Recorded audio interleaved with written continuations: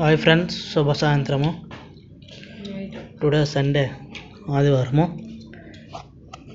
But వీడియోలో ఏమో తెలుసా, గోంగూర చికెన్, వైట్ రైస్, దాంట్లో ఆనియన్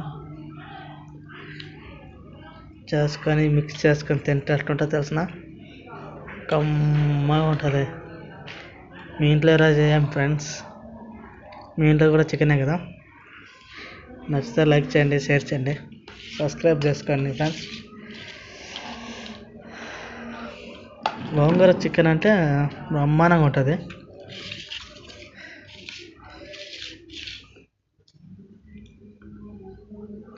చూడండి ఫ్రెండ్స్, ఎంత బాగుందో.